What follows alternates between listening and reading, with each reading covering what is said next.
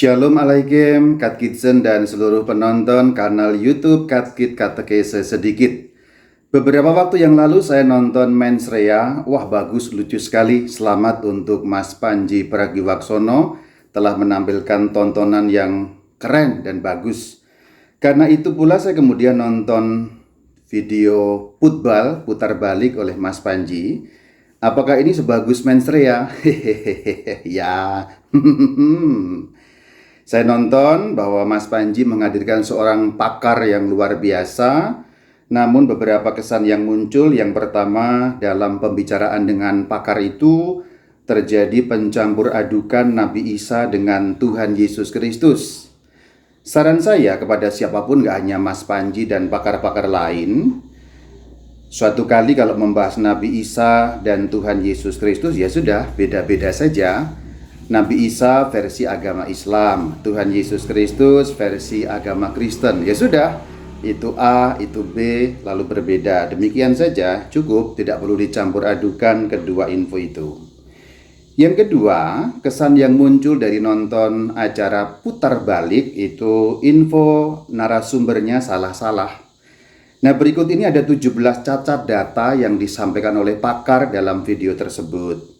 Lebih dari 17 sebenarnya. 17 ini saya pilih berdasarkan yang cukup-cukup penting saja untuk saya sampaikan. Yuk kita telusuri 17 cacat data pakarnya Mas Panji Pragiwaksono dalam acara putbal putar balik. Dan sekarang saya menyebut acara ini balik putar, balput. Kita mulai yang pertama. Dikatakan dalam acara itu, Yehuda anak yang paling besar dari Yakub alias Israel. Anak yang paling besar maksudnya anak tertua. Nah, ini bantahannya. Yehuda bukan anak tertua. Kita bisa melihat dalam Kejadian 35 ayat 22 sampai 23. Anak-anak Lea ialah Ruben anak sulung Yakub dan seterusnya. Jadi nanti baca sendiri bahwa anak tertua bernama Ruben. Itu kecacatan yang pertama. Sekarang kita lihat yang nomor 2. Dalam video itu pakar mengatakan Yesus itu keturunan Yehuda atau bisa juga keturunan Lewi. Ada beberapa pendapat, demikian kata si pakar. Bantahannya Alkitab jelas kok, tidak ada perbedaan. Contoh, ini baru satu contoh ayat loh ya. Ada beberapa ayat yang lain yang bisa disebutkan. Matius 1 ayat 1 mengatakan, inilah silsilah Yesus Kristus anak Daud anak Abraham. Dikatakan anak Daud berarti keturunan Daud. Daud itu keturunan dari Yehuda, maka jelas kok Yesus Kristus itu punya garis keturunan Yehuda, bukan Lewi. Alkitab nggak ada banyak perbedaan atau bahkan nggak punya perbedaan tentang itu. Sekarang nomor 3. Pakar mengatakan nabi-nabi itu keturunan Lewi. Putar balik, balik putar. Lewi itu suku yang mengurusi peribadatan, tidak ada hubungan dengan kenabian. Ya, kadang-kadang nabi dari suku ini, kadang-kadang dari suku itu, ya beda-beda. Tapi Lewi itu nggak ada hubungan langsung dengan soal kenabian kok. Contoh ayatnya ada beberapa ayat, saya kutip satu saja. Bilangan 8 ayat 23 sampai 24. Tuhan berfirman kepada Musa, inilah yang berlaku bagi orang Lewi. Lewi ya. Setiap orang yang berumur 25 tahun ke atas wajib bertugas supaya ia bekerja pada kemah pertemuan. Kemah pertemuan ya. Nanti pada saat zaman sudah ada di tanah Kanaan ada bait suci, jadi mengurusi peribadatan, nggak ada hubungan langsung dengan kenabian. Itu cacat nalar atau cacat info dari pakar yang nomor 3. Sekarang nomor 4. Si pakar mengatakan Kristen enak banget ya, tradisi bisa beda-beda soal kesukuan Yesus. Ada yang berpendapat dari Yehuda, ada yang berpendapat dari Lewi. Balik putar. Alkitab jelas kok soal itu. Ingat yang cacat yang nomor 2 tadi ya, nggak perlu saya bahas lagi. Jelas Yesus dari garis keturunan Yehuda. Sekarang masuk nomor 5, belum selesai karena ada 17 ya. Pakar mengatakan Yudea ditaklukkan oleh Romawi yang menempatkan gubernur yang disebut king atau raja. Dia menyebut contoh Herodes. Putar balik, balik putar. Lain raja, lain gubernur. Itu dua jabatan yang berbeda. Contoh, Satu ayat saja, ada banyak ayat yang mengatakan itu. Lukas 23 ayat 12 mengatakan, pada hari itu juga bersahabatlah Herodes dan Pilatus, dan seterusnya. Herodes dan Pilatus itu dua jabatan yang berbeda. Itu seorang yang raja, yang seorang lagi wali negeri atau kemudian disebut gubernur itu ya. Jadi gubernur bukan raja, raja bukan gubernur. Itu dua jabatan yang berbeda. Itu cacat info yang kelima. Sekarang nomor 6 ya. Sang pakar mengatakan sensus oleh Raja Herodes. Putar balik, balik putar. Alkitab jelas kok mengatakan bahwa sensus oleh kaisar. Contoh dalam Lukas 2 ayat 1. Pada waktu itu Kaisar Agustus mengeluarkan suatu perintah dan seterusnya, menyuruh mendaftarkan semua orang dan seterusnya. Kaisar Agustus, Kaisar Romawi. Herodes itu raja wilayah di Palestina sana pada waktu itu. Jadi putar balik, balik, putar. Lagi-lagi untuk keenam kalinya pakar salah. Sekarang nomor 7 ya. Pakar mengatakan Yesus kembali ke Yehuda atau kembali ke Yudea dari Mesir. Yesus kembali ke Yudea dari Mesir lalu mengajar. Jadi seakan-akan Yesus ini setelah dari Mesir lalu mengajar, berarti dia balik dari Mesir itu sudah dewasa. Balik putar. Yesusnya masih bayi, masih anak-anak, masih digendong. Jadi masa bayi mengajar? Nggak begitu ceritanya mas ya, mas atau bro ya. Matius 2 ayat 14-15. Yusuf pun bangunlah, diambilnya anak itu, jadi masih anak, dan seterusnya, tinggal di Mesir hingga Herodes mati, dan seterusnya. Nanti baca lengkapnya biar nggak kepanjangan video ini. Jadi bapak pakar mengatakan Yesus kembali dari Mesir mengajar. Wah, masa bayi merah mengajar? Bagaimana ceritanya ya? Kesalahan nomor 7. Kita masuk kesalahan nomor 8. Kristen disebut Kristen di Antioquia, sebelumnya disebut sekte Mesianik Yahudi, artinya yang meyakini hari pembalasan. Ya, putar balik, balik putar. Ya ada betulnya sih, sebagai sebutan saya katakan ini bagian ini si pakar nggak salah-salah amat, ada betulnya. Si pakar mengatakan disebut Kristen di Antioquia, betul. Sebagai sebutan itu betul, baru nanti di kota Antioquia sebutan Kristen muncul. Namun sebenarnya sejak kenaikan Yesus ke surga, orang-orang yang mengikuti Yesus itu sudah Kristen, meskipun sebutannya belum Kristen. Karena memang sebutan Kristen itu Kristianos, sebutan dari bahasa Yunani. Kalau Yerusalem kan nggak pakai bahasa Yunani. Ya contoh begini, saya sebutkan ya, bahwa mereka sudah Kristen meskipun sebutannya belum ada. Sebentar, supaya paham dulu, Kristen itu dari kata Kristianos atau kalau jamak Kristianoi. Artinya apa sih? Pengikut Kristus, pengikut Sang Kristus. Jadi orang-orang yang meyakini Yesus sebagai Kristus itulah Kristen. Jadi meskipun sebutannya belum ada, mereka sudah Kristen. Sejak hari Pentakosta atau bahkan sejak kenaikan Yesus ke surga. Buktinya ada di Kisah Rasul 2 ayat 36.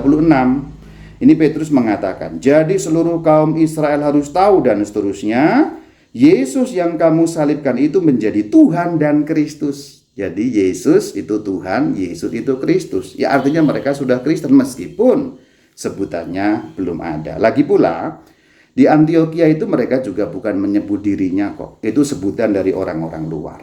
Nah, untuk yang nomor 8 ini, pakar nggak salah-salah amat ya. Salah setengah lah ya. Masuk kesalahan nomor 9. Pakar mengatakan jamaah baru muncul tahun 50-an. Putar balik, balik putar. Enggak dong. Jamaah kalau dalam istilah pakar, kalau dalam istilah kita ya jemaat ya, umat ya, boleh dikatakan begitu, sudah ada sejak kenaikan Yesus Kristus ke surga. Ada beberapa bukti, saya kutip satu bukti ayat Kisah Para Rasul 1 ayat 15. Pada hari itu berdirilah Petrus di tengah-tengah saudara-saudara yang sedang berkumpul itu kira-kira 120 orang banyaknya. Nah ini jamaah, jemaat atau eklesia dalam bahasa Yunani atau gereja. Jadi sudah ada, bukan dari tahun 50-an. Sejak Yesus naik ke surga, hari Pentakosta sudah ada. Sejak awal mula sudah ada jemaah, sudah ada eklesia, ya sudah ada semuanya. Sudah ada orang Kristen meskipun belum ada nama Kristen. Itu salah total ya. Nomor 9 ini salah pakar 9. Sekarang salah pakar nomor 10. Pakar mengatakan Yesus dijual oleh Yudas seharga 2 keping perak. Murah amat. Emangnya harga diskon ya, Harbolnas, Hari Belanja Online Nasional. Bukan 2 keping. Kita lihat di dalam Injil Matius 26 ayat 14 sampai 15. Kemudian pergilah dan seterusnya bernama Yudas Iskariot kepada imam-imam kepala dan seterusnya. Mereka membayar 30 uang perak. Jadi harganya 30 jadi 2 itu ya diskonnya terlalu banyak lah Mas Bro. Belum balik modal kok. Belum balik modal. Oke, itu kesalahan pakar nomor 10. Yuk kita masuk nomor 11. Sang ahli mengatakan, ini kesalahan nomor 11 ya. Yudas itu jatuh pecah kepalanya. Ah, masa gitu? Itu Alkitab versi mana itu?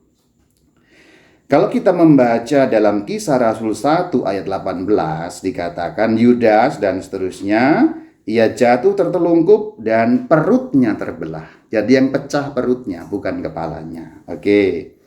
Ya, ini mungkin salah kecil tapi ya beda. Kepala dan perut tuh beda, letaknya jauh ya kok ya. Beda ya. Kesalahan ahli nomor 11. Sekarang nomor 12, ini kesalahannya fatal ini. Si pakar mengatakan sampai tahun 200 Alkitab masih tradisi oral. Oh tidak.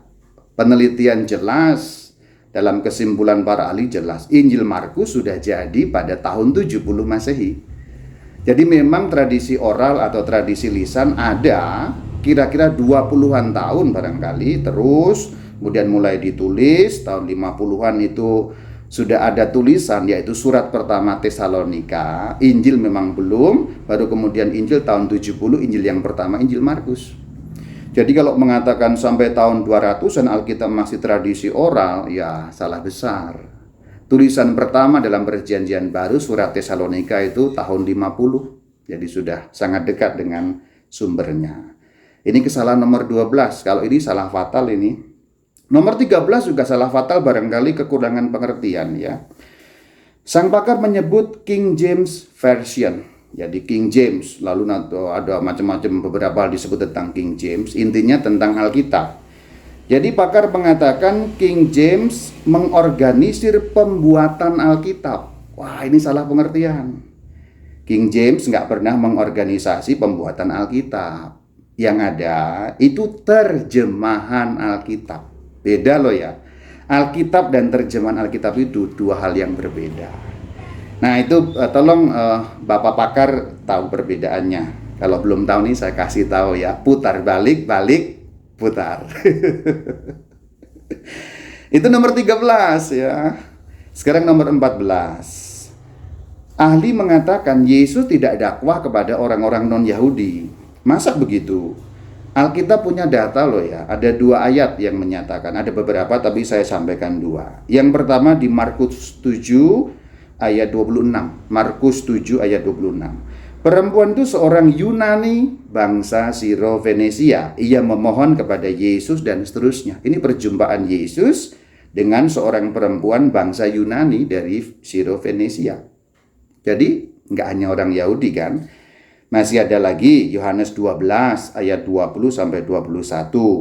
Dikatakan di antara mereka yang berangkat beribadah dan seterusnya ada beberapa orang Yunani. Jadi orang Yunani. Orang-orang itu berarti orang Yunani pergi kepada Filipus dan seterusnya. Tuan, kami ingin bertemu dengan Yesus. Jadi sudah bertemu dengan orang-orang Yunani. Artinya ya Yesus memang sebagian besar pendengar dakwahnya. Kalau pakai istilah dakwah ya. Orang-orang Israel atau orang-orang Yahudi. Tapi tidak terbatas itu. Orang-orang non-Yahudi juga mendengar sejak awal mula. Memang sedikit jumlahnya. Itu nomor 14. Sekarang nomor 15. Ya biar nggak bertele-tele saya langsung singkat-singkat saja ya. Sang pakar mengatakan ini kontroversi. Mereka ragu Petrus ke Vatikan. Orang-orang Romawi itu mengklaim Petrus ada di Vatikan. Jadi maksudnya adalah sang ahli mengatakan keraguan-raguannya bahwa Petrus ada di Vatikan. Putar balik, putar. Sudah ada konten di Katkit, nanti ketik saja Petrus di Roma. Sudah ada.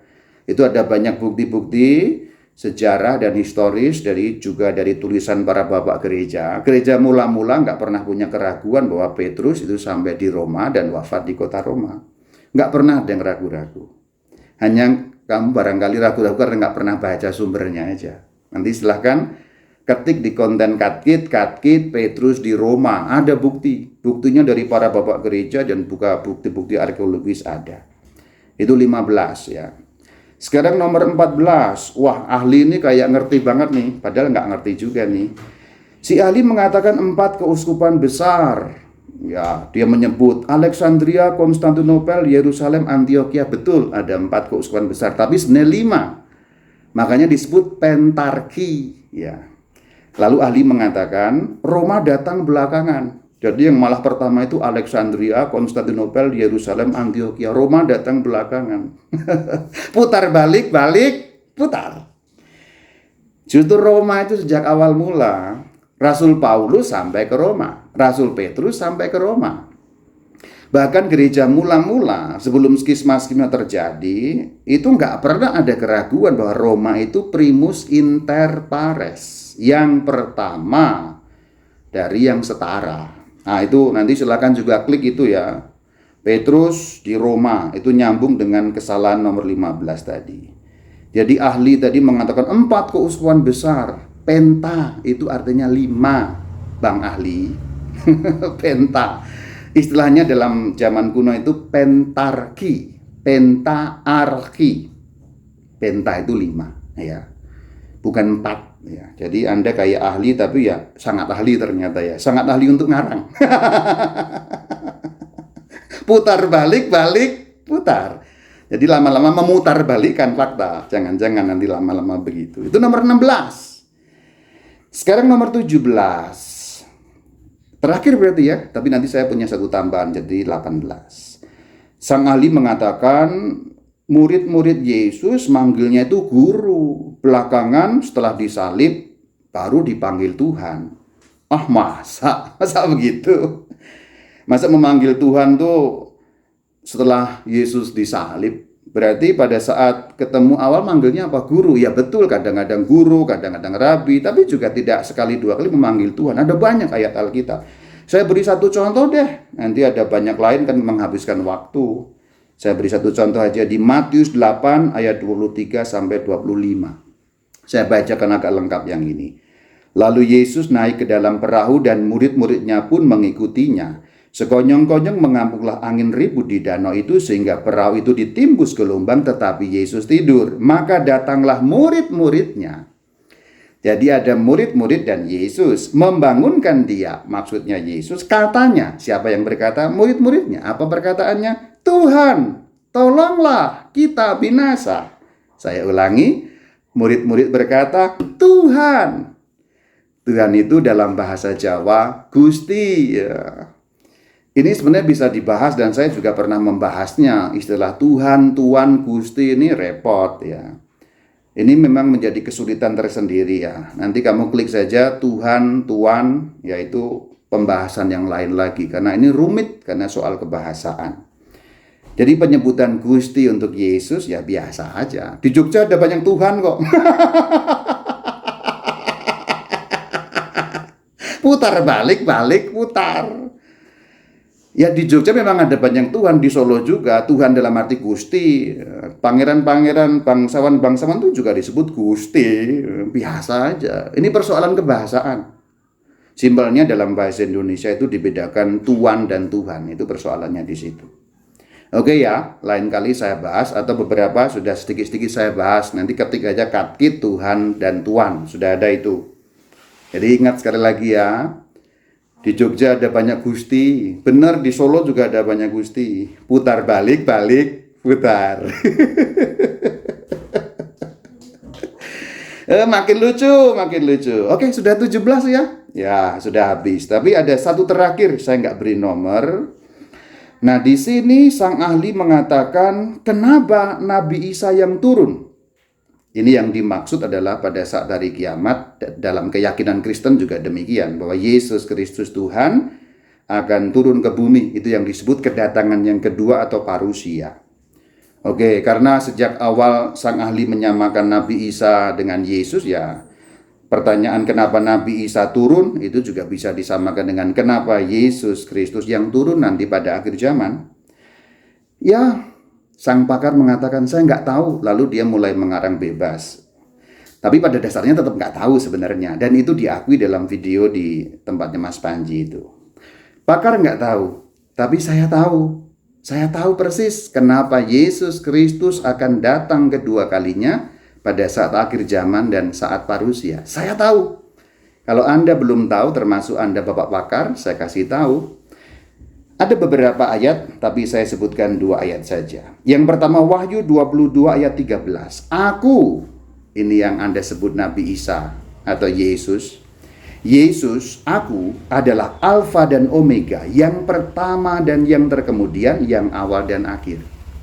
Jawaban yang kedua dalam Matius 28 ayat 18. Yesus mendekati mereka dan berkata, kepadaku telah diberikan segala kuasa di surga dan di bumi.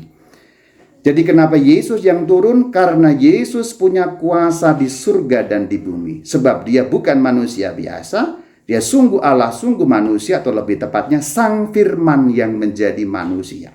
Yohanes 1 ayat 14. Jadi kenapa Yesus Kristus yang turun ke bumi? Karena kuasa di surga dan di bumi ada di tangannya. Penguasa surga dan bumi. Itulah Yesus Tuhan saya. Penguasa surga dan bumi. Saya kasih tahu kalau Anda belum tahu. Nah, demikian pembahasan mengenai beberapa kesalahan pakar atau data cacat dari pakar yang dihadirkan oleh Bang Panji dalam videonya. Epilog ada 2 hal. Kalau Anda tidak menguasai suatu hal, janganlah membahas hal tersebut. Kalau Anda nggak tahu tentang suatu hal, sebaiknya jangan membahas hal itu. Jangan jadi sok pakar, nanti malah terolok-olok jadinya. Kalau Anda nggak tahu sesuatu, jangan bahas. Itu kesimpulan pertama, epilog atau closing statement yang pertama. Nomor 2, tidak kalah penting. Sekarang saya agak maju supaya terdengar. Kalau Anda keluar dari Kristen setelah meneliti data yang valid, silakan. Jadi kalau mau keluar dari Kristen setelah tahu info datanya valid, silakan. Namun sungguh sayang kalau Anda, siapapun itu, keluar dari Kristen karena berpegang pada info dan data yang cacat. Sungguh sayang kalau Anda keluar dari Kristen dengan info dan data yang cacat, sangat disayangkan. Nah, demikian pembahasan saya mengenai video mens rea. Bukan ya, rea mens. Bukan ding, apa tadi? Putar balik, balik putar. Saya tentu tidak menyalahkan sang pakar. Saya hanya mengatakan kalau nggak tahu sesuatu, sebaiknya jangan bahas. Nanti malah terolok-olok jadinya. Jadi bahan olokan orang. Nomor 2, penutup. Anda boleh keluar dari Kristen siapapun Anda kalau Anda tahu berbasis data dan info yang valid. Tapi jangan keluar dari Kristen kalau nggak tahu info dan data yang valid. Apalagi nggak tahu tentang ajaran kekristenan. Pelajarilah. Shalom Alaikum.